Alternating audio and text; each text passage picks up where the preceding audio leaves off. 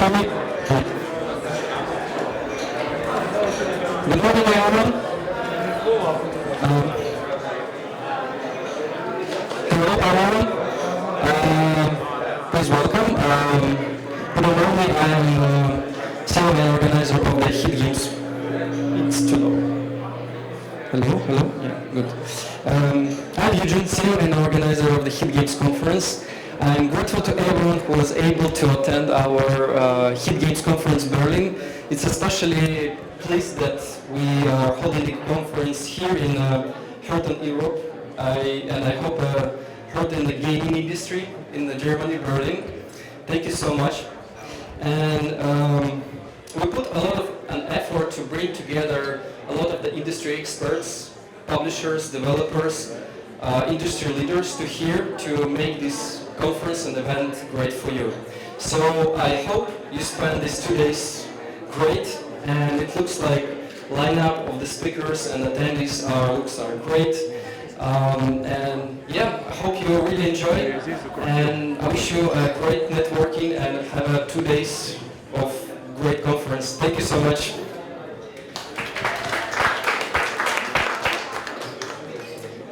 Yeah, please welcome my colleague by the industry, Stan.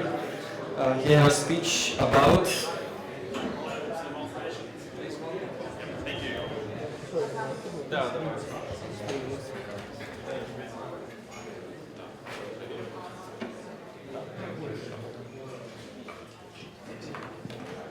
All right, morning. Hello, ladies and gentlemen. Really glad to see all of you today.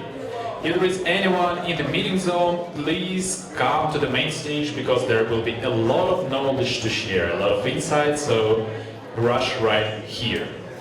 My name is Stan. It's a big honor to open this Berlin conference this year, so big kudos and thank you to organizers. And I will be talking about the best LiveOps and monetization trends across the mobile industry. So my speech will roughly take 20 minutes, give or take, and the rest will be 4 questions and answers. And my main goal here is to bring as much valuable insights as I can. So the best outcome, if right after the speech, you will be able to come to your team and to use these findings, these implementations right away. So this will be the best compliment for me. Of course, first of all, I have to introduce myself. My name is Stan. I'm VP of Product at Magic, and I work a lot with research.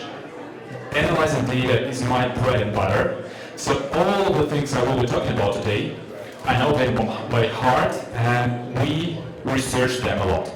And I'm also a big believer in people and numbers. Funny fact, I used to be a teacher at school, so maybe that's where I just found my knack for explaining difficult things in simple terms. If you work in the industry, you definitely know Magic. So we are an analytical service for analyzing mobile markets and gaining actionable insights.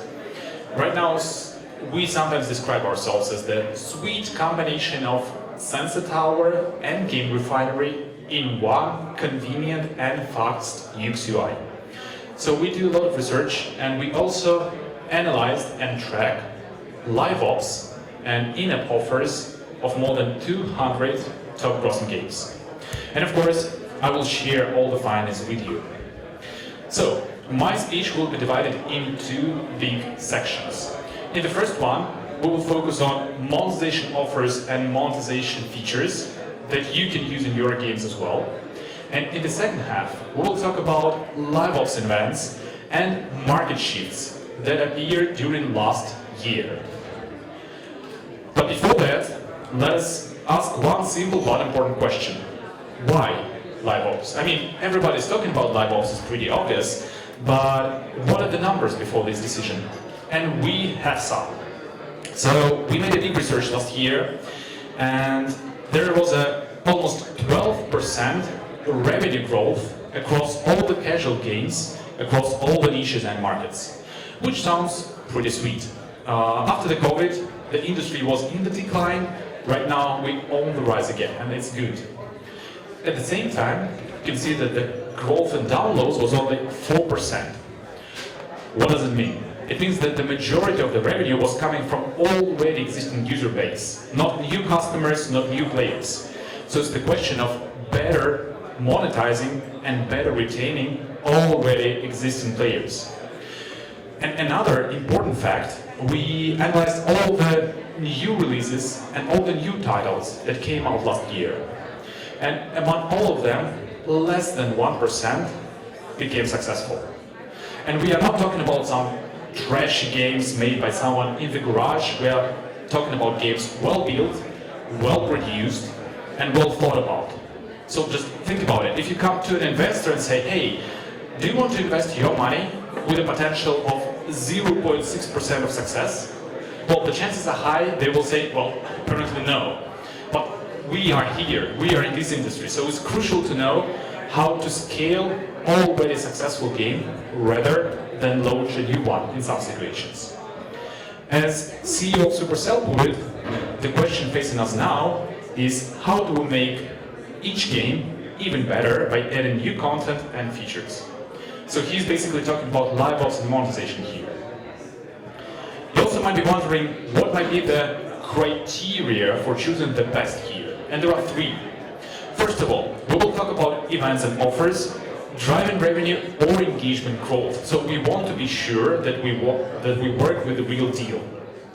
Secondly, we want events and offers appearing in the top grossing games and getting leaders. So it's not just some obscure mechanics, but they are used by the leaders of the niche. But last but not least, they should be trending on the market. So spreading across different niches, across different genres, they should have a really good appearances and penetration across the market. So if these three criteria meet, we will talk about the event or an offer. And now, let us focus, prepare, read out, and go to the insights. Regarding the monetization, there will be 5 main topics: customizable offers, double pass, gameplay offers, hybrid offers, and buy one / get X free offers. I feel myself right now like an anchorman from TV saying different topics for the Quizlet. So let's start with the customizable offers. As the name goes, it's an offer that can be customized by the player. And players are usually much more likely to convert into players when they control the outcome. Or they think that they control it. Because in a lot of situations, this control is illusional and not very rational. In other words, the real value they receive is less compared to just regular offers they can get in the shop or triggered by the game. Nevertheless, this sense of control really converts into the players and really helps with the overall progression. And that's one of the reasons these type of offers appeared across different categories last year. We're talking about hybrid, we're talking about casual, we're talking about mid-core. Here there is an example of Triple Match 3D, a really famous hybrid game.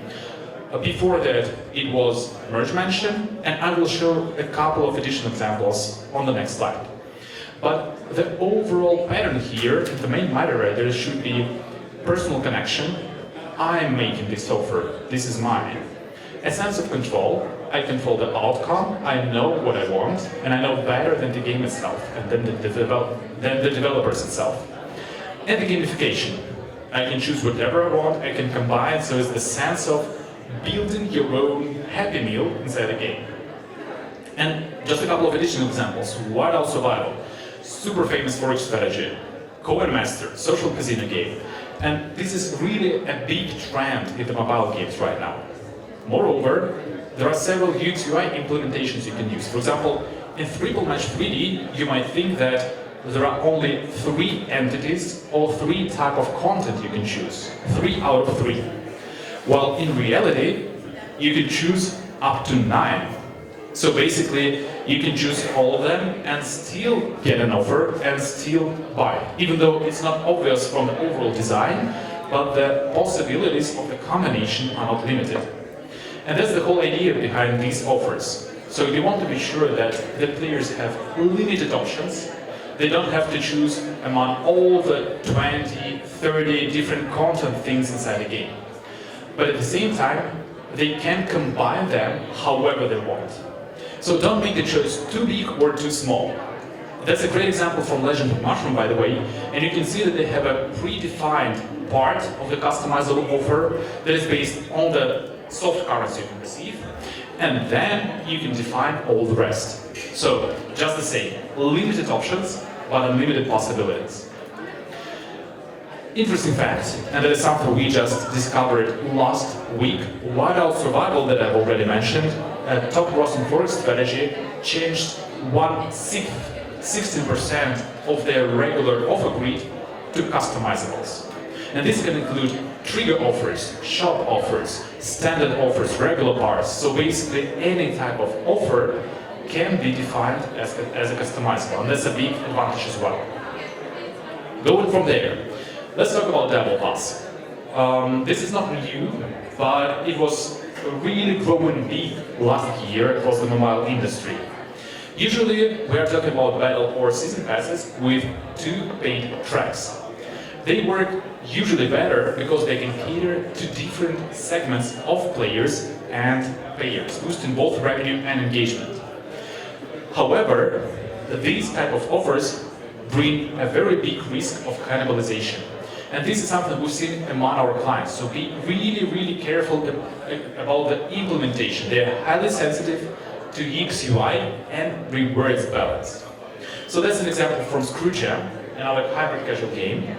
And there are tile busters, empires and puzzles, Whiteout Survival. So just like customizable offers, these can be found across different niches and different categories, including Brawl Stars. So it's not just about being horizontal, but vertical as well. There are 2 main ways to show this type of passes. Remember, I've just mentioned that you need to be really careful about UX UI. Well, the first one is a clear side-by-side comparison, just like in the Legend of Mushroom.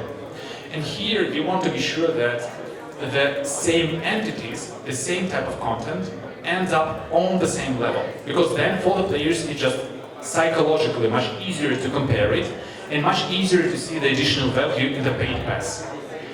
Another option is, as we usually call it, all of these plus extra. So we're talking about an approach to unclutter the interface where you do not add all the details, what is inside the offer, what are the main milestones of the battle pass, but rather say, hey, you can go the basic, you can get an extra that will include the basic plus something on the top. This works really well where you want your offer to be very, very beautiful, but it doesn't give enough additional information for the players that really want to know what they're paying for. And in some situations, you might also want to try combining them. So here, that's an example from Merge Mansion, and they really nailed it. By default, you can see these 2 paid passes and only the difference between them. So there is some information, but of course, not about all that is included. But if you want to know more, you can just go to the icon and see what is included. So on the one hand, this is a really easy to navigate offer. You can get the information really, really quickly. But if you want, you can go deeper and you can see what's inside. Alrighty, now let's go to the gameplay offers. We're talking about games after all. And these are the offers that can be changed while you are playing the game. Moreover, they should be changed. Usually they are working in 2 different ways. They either give you an opportunity to purchase the offer, so you play the game, you get this opportunity. Or they give you a significant discount based on your progress inside the game. Usually this type of offers combine revenue and engagement goals in one feature, just like the classical season pass. They are used across different niches, especially in social casino, but they can be utilized in any type of genre, in any type of casual game. For example, this is an example from Dice Dreams Deep Dive Journey. Here the player needs to earn offer currency to progress through the chain of offers and get an opportunity to make a purchase. Of course, this purchase seems to be very, very valuable and very, very interesting for the player, but in order to get it, they have to play the game, the core and the meta. The second example, and that's the one for the coin master, is called chop the price, and it does what it says. The more you play the game, the better price you get for this offer.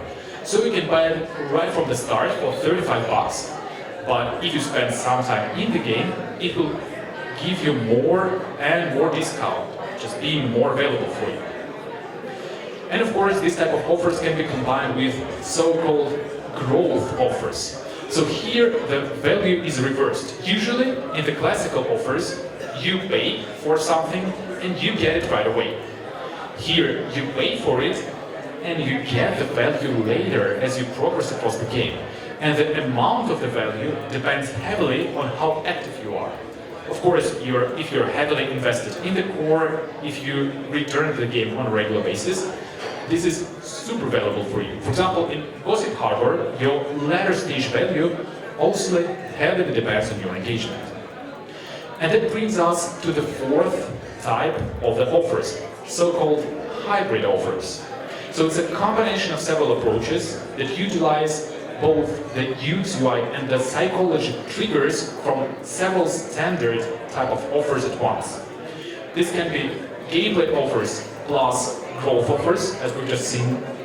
This can be chain of offers with a plus, login calendar with milestone with offers, piggy bank with chain of offers, and I will show this example in just a second, and so on. So for example, in Seaside Escape, you can see that this is the classical UX UI of the buy all offer. You have three different offers, and then you have big, beautiful green button, buy them all at once with the biggest discount. 40%, 50%, 70%, you name it. Here, the design is the same, but there is no buy all button. And it's basically a chain of offers, but in a buy all design.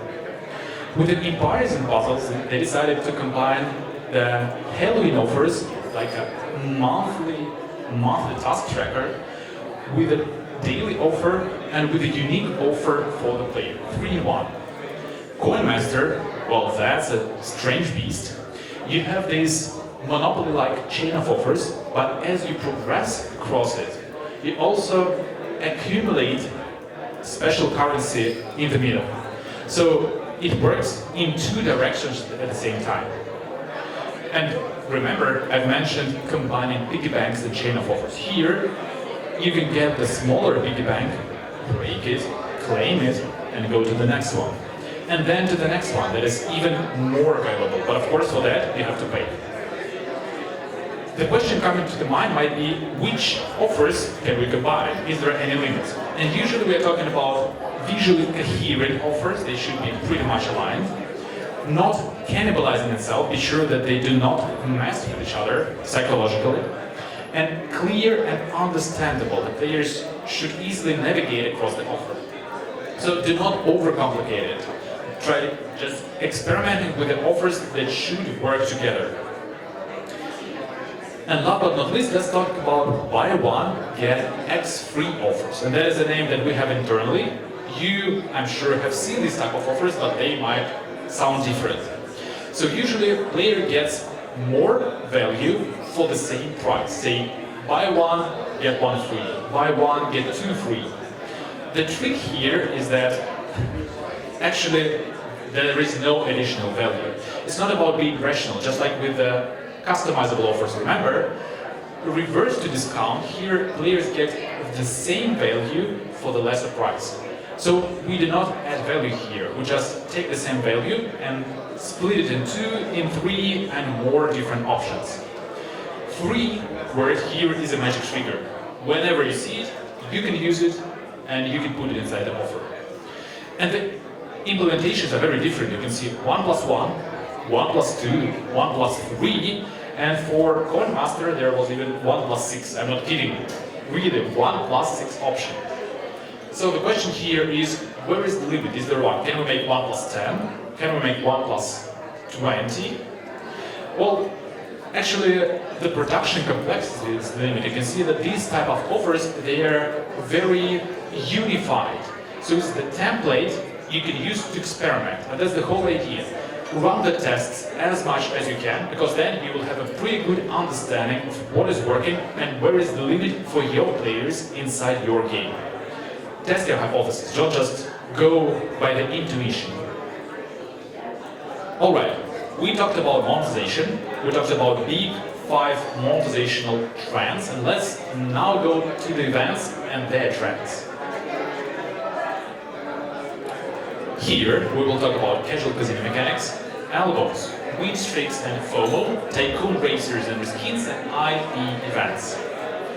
By the way, all the previous screenshots were taken from the monetization intelligence tool at AppMagic, as we are tracking all the top gross and in-app offers and features. And this one is a LiveOps calendar used at AppMagic as well, for Monopoly Go and for the other games we will be talking about. So, the first big trend, I'd say one of the biggest trends across the casual market games, are utilizing casual gambling mechanics implemented in regular events. Why do they work? Well, that's pretty obvious, because first of all, they easily can be created and reiterated, so you can experiment with them a lot, and they use really, really good addiction mechanics. They're highly addictive, they're very easy to learn, I mean they're organically, naturally easy to grasp for the players. And they're naturally monetized. So any casual casino mechanics usually work really, really well for conversion into the payments. And last year we've tracked over 180 events like that in the top grossing games. Almost 200. That is an example of Blinko from Royal Match, but it's not the one. Frozen Sphere, Whack-a-Mole, where you have to walk the ball basically. Idle Lumber Empire, the Monopoly inside the Tycoon game. Monopoly Go, once again Blinko, just like with the Royal Match. Also, you can combine these type of events with other mechanics. Say in Royal Match, there is a Dragon Nest event that combines the cooperative and competitive social mechanics with the Blinko we've just seen. So it's a combination of very easy to grasp, easy to use casual casino mechanic with a heavy social layer that keep you invested and keep you returning to the game. Of course, this can be Monopoly-like, Link-like, Bingo, Lucky Wheel, Coin Pusher. There are just several examples. And whenever we see a new trend, a new mechanic that appears a lot in the events, we give it a dedicated tag of its own. For example, Tile Blasters decided to make a really interesting approach. They just made a special mode where you can play different casual casino games. This is a combination of mini games that help with your core gameplay and help increase the session length for the player. Going from there, another really, really big trend that appeared last year was albums. And it's important to pay attention. It's not albums in the core gameplay, but rather albums in the events and in the meta, available temporarily for the player. So basically these are collectible items that can be obtained through core gameplay or by completing other events. They significantly drive players' engagement through additional goal setting, so you can add albums to pretty much almost any type of game and any type of core. And collectible motivation, which is really, really strong across different type of players. After all, we've seen Pokemon for decades, and this gotta catch them all still works. Merge Mansion introduced albums last year. Dice Dreams last year as well. Monopoly Go. Moreover, you can see that they used this as a combination with a Marvel IP, which costs a lot, I can bet. So they were really sure that this will work like a charm. You can combine collectible motivation with others, for example, Drive FOMO, and it's really useful to place the albums as temporarily available boosters and cards in the events. This is something World Match did. So before last year, they had albums feature, but it was included in the core gameplay or in meta. And it didn't work really well. It didn't convert the players, they didn't pay much attention to it, they didn't really interact with it. So what they did, and that is brilliant, they decided to totally switch it to events. So now you can obtain different type of albums and different type of cards only in specific events, time limited. And this changed the game absolutely. So you're really tied into collecting all of them, into being involved, because you know that maybe there will be no second chance. Going from there, FOMO and win streak. We just talked about combining the collectible mechanic with the FOMO. Let's go deeper. Win streak is one of the most effective engagement and revenue drivers. It was like so historically, and it still is. And this is a combination of two different psychological factors. The first one, sunk costs.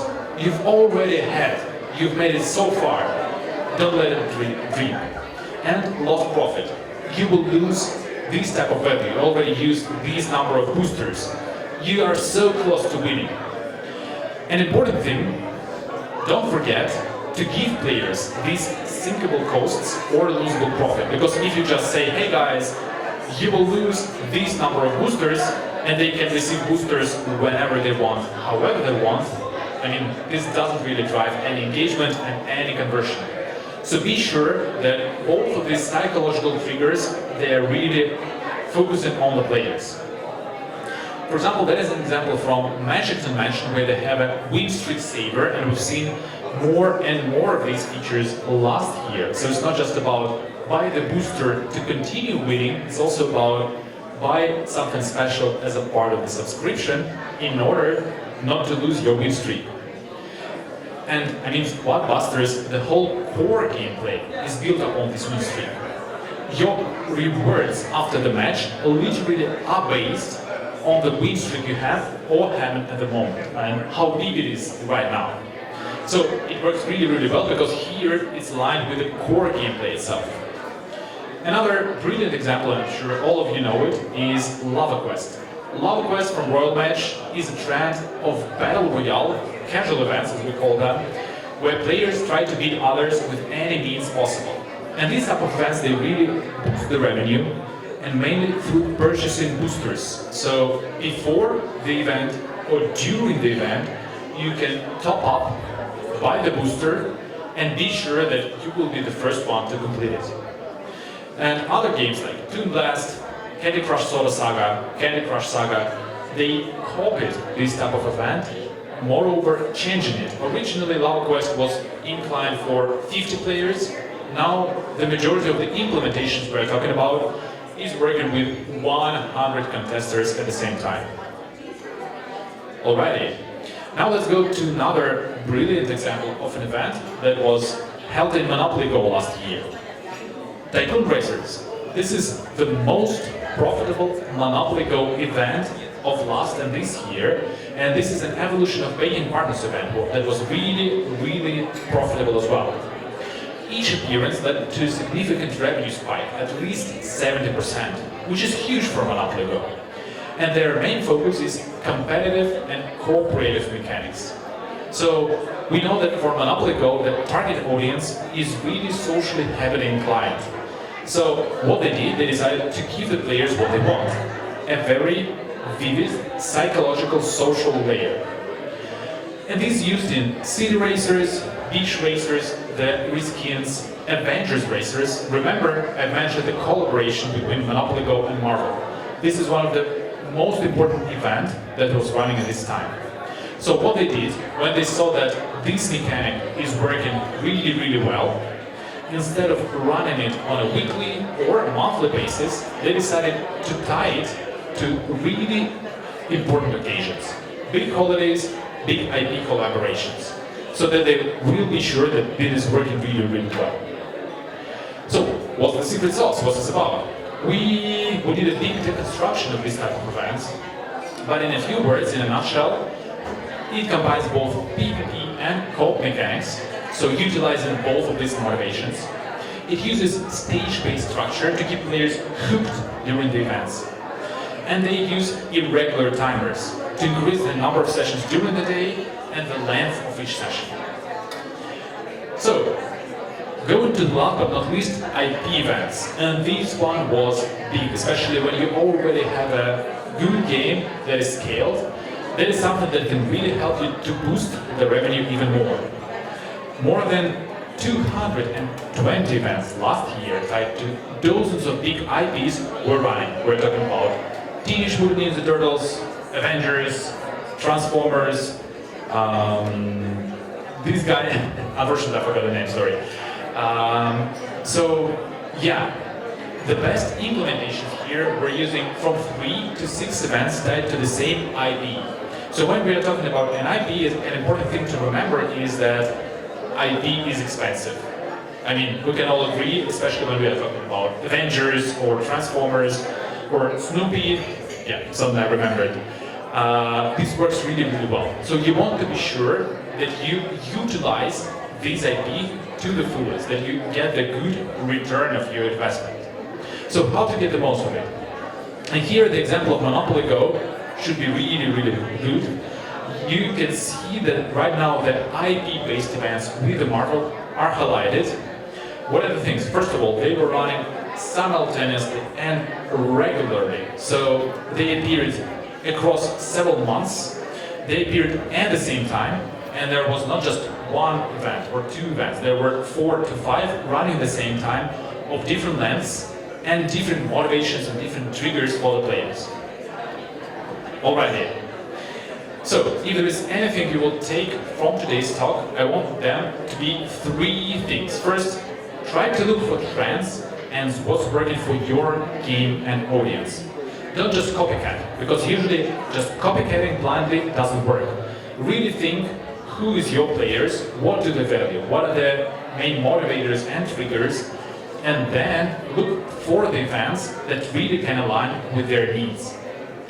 Secondly, research smart and use best tools.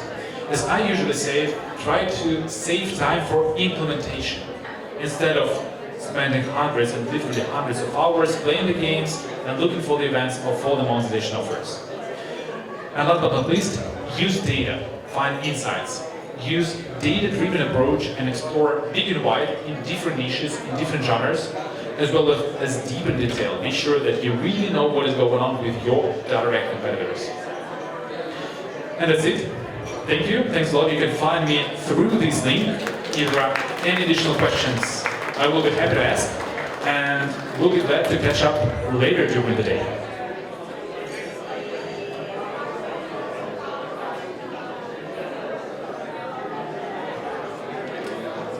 There is no questions yet. Oh, yeah, there is one.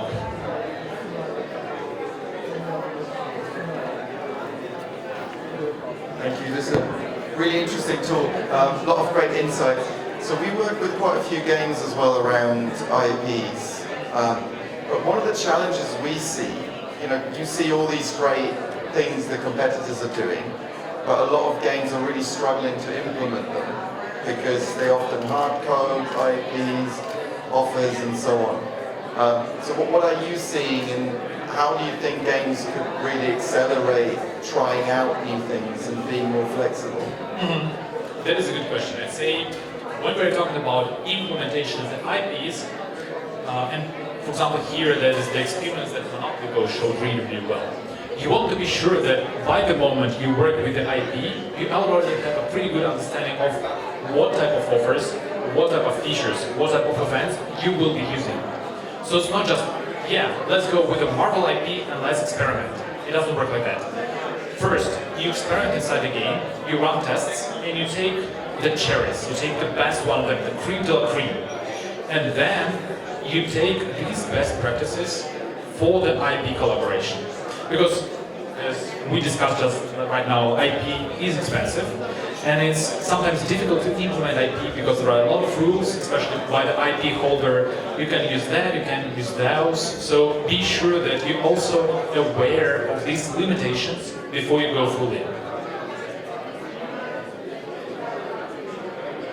Alrighty.